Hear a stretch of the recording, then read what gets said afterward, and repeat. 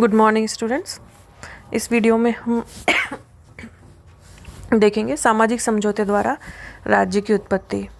प्राकृतिक अवस्था की जो हमने पहले पुरानी असुविधाएं देखी जिनका अध्ययन किया, उनको दूर करने के लिए लॉक के मतानुसार मनुष्यों ने एक समझौता किया। सब मनुष्यों के समान होने के कारण यह समाज के सब मनुष्यों के साथ किया गया एक समझौता, या हम इसे अनुबंध का नाम भी दे सकते हैं। उसे हम सामाजिक अनुबंध कहते हैं। इसमें सभी व्यक्तियों ने भाग लिया था। इसमें प्रत्येक व्यक्ति ने अपने केवल प्राकृतिक कानून को लागू करने का तथा इसका उल्लंघन करने के लिए दंड देने का अधिकार सारे समाज को अर्पित कर दिया। शेष सभी जो प्राकृतिक अधिकार व्यक्ति के पास में प्राकृतिक अवस्था में थे, वह उसे प्रदान नहीं किए। इस तरह जो शक्ति समाज को प्रदान की गई वह सीमित थी। और इस कॉन्ट्रैक्ट, जो कि हम इसे सामाजिक संविदा सिद्धांत में संविदा के नाम से जानते हैं, से सिविल समाज उत्पन्न हुआ, अर्थात सिविल सोसाइटी। यह प्रथम कॉन्ट्रैक्ट था। इसके उपरांत दूसरी जो एक गौण संविदा के माध्यम से शासन की स्थापना की गई। शासन की स्थापना एक साधन के रूप में की गई जिसमें राजनीतिक समाज के उद्देश्यों की पूर्ति हो सके। मनुष्य के प्राकृतिक अधिकारों को कानूनी रूप देने के लिए तथा इन कानूनों को दंड एवं भय से कार्यान्वित करने के लिए शासन स्थापित किया गया। इस प्रकार लॉक के समझौते की व्याख्या करते हुए डॉक्टर आशीर्वादम हमें बताते हैं कि लॉक ने जिन दो कॉन्ट्रैक्ट्स की बात की है, उसमें से पहला कॉन्ट्रैक्ट नागरिक समाज का तथा दूसरा जो कॉन्ट्रैक्ट था उसके सरकार की स्थापना होती है। अर्थात पहली संविदा जनता के बीच हुई और दूसरी समूची जनता और शासक के बीच हुई।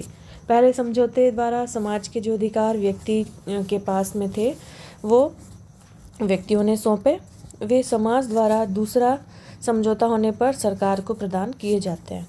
सरकारी समझौते में देखा जाए तो सरकार भी एक पक्ष होती है, अतः उसके ऊपर समाज द्वारा कुछ शर्त लगा दी जाती है जिनका पालन यदि सरकार नहीं करती है तो उसे समाप्त कर नई सरकार का निर्माण किया जा सकता है। इस प्रकार लॉक ने एक सीमित और उत्तरदायी सरकार की कल्पना की। तो हमने देखा कि लॉक बताते हैं कि किस प्रकार कॉन्ट्रैक्ट से एक सिविल सोसाइटी की स्थापना हुई, जो कि व्यक्ति एवं समाज के मध्य समझौते के माध्यम से जानी जाती है। लॉक ने सामाजिक समझौते की कुछ विशेषताएं जो हमारे सामने उभर कर आती है कि उनके सामाजिक समझौते सिद्धांत के माध्यम से जिस राज्य की स्थापना हुई उसमें क्या क्या विशेषताएं हैं। पहली जो विशेषता हम बता सकते हैं वह यह है कि यह समझौता सभी व्यक्तियों की सहमति पर आधारित होता है। कोई व्यक्ति इस नवीन समाज में सहमति के बिना प्रविष्ट नहीं हो सकता। दूसरी जो इसकी हम एक फीचर इसका देखते हैं वो ये है कि यह समझौता एक बार होने के बाद कभी रद्द नहीं हो सकता। अर्थात एक बार अगर समझौता हो गया तो हम इसे भंग नहीं कर सकते। लॉक के अनुसार जिसने इस समझौते को स्वीकार कर लिया उसे प्राकृतिक दिशा में लौटकर जाने की कभी स्वतंत्रता नहीं है। जैसा कि हमने देखा कि सामाजिक समझौता सिद्धांत से पहले जॉन लॉक ने एक प्राकृतिक अवस्था का वर्णन किया कि उस अवस्था में मनुष्य किस प्रकार रहा करता था। तीसरी इस समझौते की विशेषता है कि ये एक ऐसा समझौता है जिसे प्रत्येक पीढ़ी को मानना चाहिए, क्योंकि जन्म के समय कोई भी बालक किसी देश या सरकार के अधीन नहीं होता है। वह यह मानता है कि राज्य के प्रत्येक नागरिक के बच्चे सर्वथा स्वतंत्र रूप में पैदा होते हैं। उन्हें इस बात की पूरी स्वाधीनता है कि वे इस राज्य में सम्मिलित होने या ना होने की सहमति प्रदान करें, और अगर ऐसा वो नहीं करते तो उस राज्य से बाहर जाने पर वे अपनी पैतृक संपत्ति के उत्तराधिकार से वंचित हो जाएंगे। इस प्रकार जॉन लॉक के समझौते की चौथी विशेषता यह है कि सामाजिक समझौते में व्यक्ति अपने कुछ अधिकारों को परित्याग करते हैं, ना कि सभी अधिकारों को। पांचवी मूलभूत विशेषता उनके समझौते की यह रही कि यह समझौता प्राकृतिक अवस्था का अंत करता है, ना कि प्राकृतिक कानून का। राज्य के अंतर्गत भी मानव जो है प्राकृतिक कानूनों के अधीन उसी प्रकार रहते हैं जिस प्रकार वे प्राकृतिक अवस्था में रहा करते थे।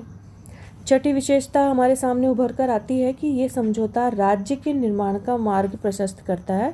ये समझौता एक ट्रस्ट के निर्माण का पहला चरण है।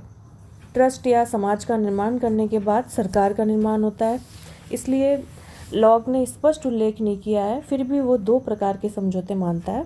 पहला समझौता प्राकृतिक अवस्था को समाप्त करके उसके स्थान पर एक सभ्य नागरिक समाज की स्थापना करता है। इसके बाद दूसरे समझौते के द्वारा व्यक्ति राज्य का निर्माण करता है।